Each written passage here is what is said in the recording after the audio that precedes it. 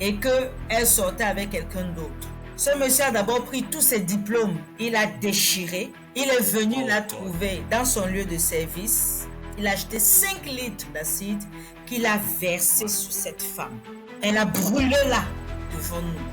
On a essayé de verser de l'eau, la prendre pour l'amener à l'hôpital et tout. Je te dis, la moto qu'il a transportée, sa peau est restée en lambeaux sur cette moto. Oui, Pasteur Stéphane, ce que j'aimerais ajouter, c'est que les statistiques sont aussi élevées parce qu'on a plusieurs facteurs.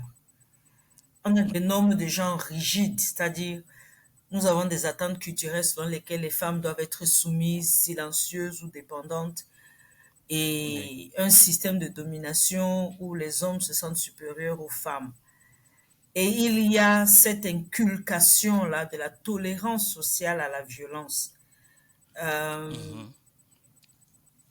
Il faut même dire que dans certains milieux, battre sa femme est vu comme normal ou même éducatif. Si nous prenons encore le cas de la chantre, il a été rapporté que son époux la tachait et demandait à ses fils, ses propres enfants, sa propre descendance, de la battre. Et que c'est comme ça qu'ils doivent traiter une femme. Une femme doit être battue. Donc, tu vois que c'est quelque chose qui est construit. Et dans tout cela, il y a la question de l'honneur familial. La femme est porteuse de l'honneur et la punir serait une façon de restaurer l'ordre. Je me rappelle une fois un de nos collègues marocains qui disait que lui, on lui avait appris une chose, c'est que quand tu rentres à la maison après une journée de travail, gifle ta femme. Elle n'a rien fait, tu ne sais pas ce qu'elle a fait, mais elle sait ce qu'elle a fait. Tu dois juste gifler. Tu gifles d'abord, c'est ton bonsoir, c'est ton comment tu vas chérie. Et quand elle va te poser la question, mais qu'est-ce que j'ai fait? Tu vas dire, toi-même, tu sais ce que tu as fait. Donc, tu mets la femme dans une position de culpabilité constante et elle doit être punie pour ce qu'elle a fait parce que tu n'étais pas là, donc tu ne sais même pas, mais elle doit être punie.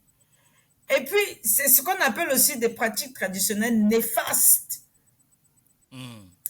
Nous avons tout ce qui va avec les mariages précoces, les mutilations génitales, n'oublions pas cela, où la femme n'est pas censée avoir du plaisir, c'est l'homme. J'ai travaillé dans une région, je vais taire le nom de cette région-là. J'ai travaillé dans une région où la femme n'avait pas le droit de dire non à un homme. J'avais visité un service et tu t'imagines, c'est le gardien qui dit à la secrétaire que tel homme-là qui est venu parmi les invités, lui, il s'intéresse à toi, va avec lui. Et cette femme, secrétaire, ça dit que plus intellectuelle que ce simple gardien qui n'arrive même pas à écrire son nom, se lève et obéit. Donc, il y a cette construction culturelle, sociale, qui favorise ce genre de choses. Et le deuxième facteur ici, c'est le facteur institutionnel et juridique, où on voit une sorte d'impunité, une faiblesse, ou si je pourrais dire, une inapplication des lois contre les violences faites aux femmes. Si une femme fait une violence à un homme, elle sera sévèrement punie. Le mode patriarcal est très fort. Mais si c'est une femme qui subit une violence, oui, elle a cherché. Je pourrais te citer tellement de cas parce que d'abord, je suis avocate. Donc, il y a beaucoup de choses, beaucoup de cas que nous avons vus. Je peux parler encore d'un cas qui nous a particulièrement fait souffrir. Une jeune femme, bien, qui, bien sûr, elle s'est mariée de manière précoce. On l'a pris jeune fille, petite fille, on l'a donnée à son mari, qui est celui qui l'a élevée, si on peut dire ainsi. Elle allait à l'école, elle lui a fait des enfants et tout. Il a aidé à trouver son travail. Et il est donc arrivé qu'à un moment de sa vie, cette femme-là ne soit plus intéressée par son mari et qu'elle sortait avec quelqu'un d'autre. Ce monsieur a d'abord pris tous ses diplômes, il a déchiré. Il est venu la trouver dans son lieu de service. Il avait acheté 5 litres d'acide. Il a acheté 5 litres d'acide qu'il a versé sur cette femme. Elle a brûlé là, devant nous. On a essayé de verser de l'eau, la prendre pour l'amener à l'hôpital et tout. Je te dis, la moto qu'il a transportée, sa peau est restée en lambeaux sur cette moto. Oh God. Ça, ce sont des images extrêmement violentes.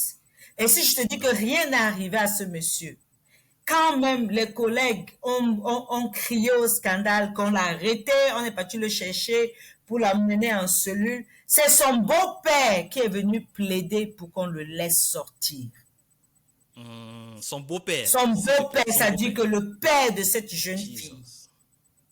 Cette jeune fille a perdu la vie après avoir souffert pendant 1 mois à l'hôpital. Tout le corps pourrissait. Donc, il y a ça. Il y a cette sorte d'impunité-là. Et aujourd'hui, le cas de la chantre, elle est très importante. Quand nous savons que quelqu'un peut recevoir une peine à la dimension de l'action qu'il a commise. Parce qu'elle se retrouve à l'hôpital parce qu'il lui avait donné des coups de pied dans la poitrine. C'est ça qui l'amène à l'hôpital. Et elle décède 5 jours après. Donc, le système judiciaire semble être sexiste et inaccessible aux femmes. Il y a des inégalités dans l'accès à la justice, à la santé comme à l'éducation et au travail. Et le troisième facteur ici, nous l'oublions pas, le facteur individuel et relationnel. Nous avons des historiques de violence dans la famille de l'agresseur. Il a grandi, il a vu son père battre sa mère, personne ne disait rien, sa mère se recroquevillait et de demander pardon. Il pense que c'est normal. C'est normal, voilà. Comme le mari d'Osinachi qui attachait son épouse et demandait à ses enfants de la battre pendant que lui également il la battait. Donc il y a toutes ces choses. Il y a des troubles psychiques qui sont non traités. Il y a même des gens, quand ils ont bu l'alcool, c'est sur sa femme qui vient cuver le vin qu'il a bu. My God. Le manque même de gestion émotionnelle. Hey, tu parles à qui comme ça? Hein? Est-ce que tu sais, c'est moi qui ai payé la dot pour toi. C'est pas toi qui m'as épousé. Donc ce que je dis, c'est ce qui sera. Et tu ne me parles pas, tu me la fermes. Nous avons tout ce genre de choses où quelqu'un ne peut même pas se remettre en question ou même essayer de coûter ce que son épouse dit. Ça, c'est dans les deux cas. On peut parler de l'homme comme de la femme. Hein. Donc, mais il y a ce besoin de contrôle des émotions. Il y a même parfois même la peur de l'abandon. C'est-à-dire que si je quitte mon foyer, voilà ce qui va se passer.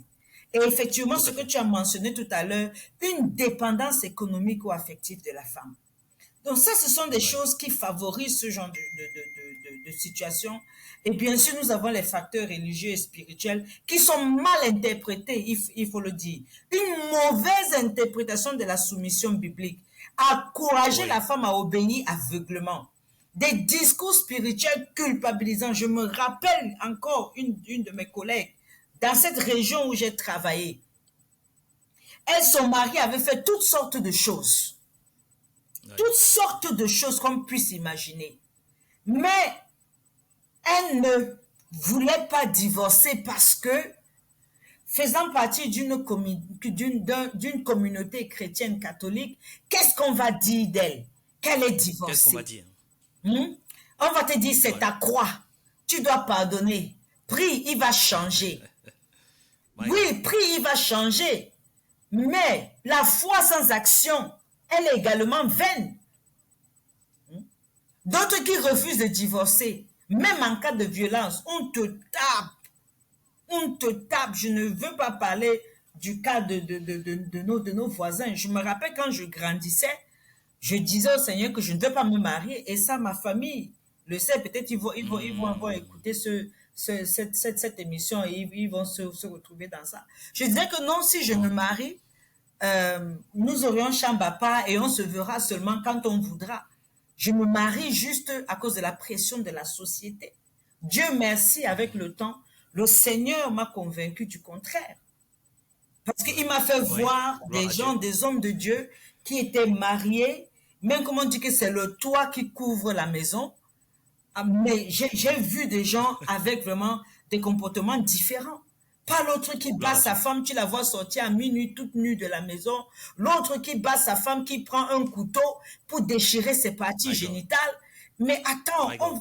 on vit dans quoi? On est où là? Ouais. Hein? Et on a le problème du silence des leaders religieux, par peur du scandale, Voilà. ou même ceux même qui Oui, manquent même de formation. C'est pour ça qu'il est oui, oui. important que les ministres du Seigneur se fassent former correctement pour ne pas laisser ce genre de choses se faire. Et là, bien sûr, il y a les facteurs liés au silence et au manque de soutien.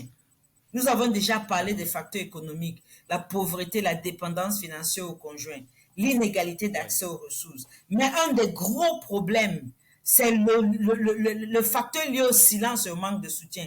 La peur de la honte et du rejet social. J'ai peur, qu'est-ce que les gens vont dire? Je ne peux pas prendre cette décision. Même parfois, quand tu te sépares, tu te caches. Tu ne veux pas en parler parce que tu as peur qu'on te juge. Oh, elle est Tout à fait. divorcée. Ça devient comme une sorte de stigmatisation sur ta vie. Ouais.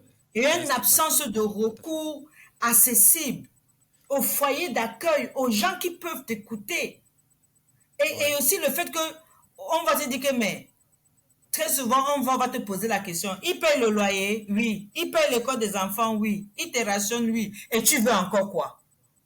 Tu veux encore quoi? Comment? Si tu n'as pas de paix chez toi, s'il paye tout ça et Ouais. que tu vis dans un enfer, toi-même, tu peux travailler. Tu peux payer ton loyer, tu peux Ouais. payer l'école de tes enfants, tu peux t'émanciper. Oui. Donc Oui. ça, c'est important. Alors, vous êtes parvenu à la fin de cette vidéo. Je voudrais vous remercier et vous inviter à laisser un commentaire, vous abonner, placer aussi un pouce bleu pour liker la vidéo et puis n'hésitez pas à la partager à d'autres personnes qui pourraient en être intéressées. Merci infiniment et que le Seigneur vous bénisse.